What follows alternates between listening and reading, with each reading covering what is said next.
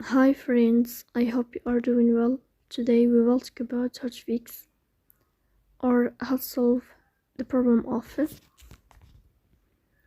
clear cache on the application of eBay. You will click on settings or clear data.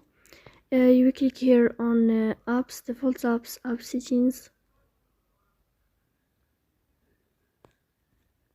Then we click on eBay. Here we click on first stop and you will click OK. Then we will enter to storage. Here you will click on clear cache. In the end, you will turn off your Wi-Fi and you will turn on your Wi-Fi again to fix that problem. So please don't forget to support us by like and subscribe. See you next time and thank you for watching.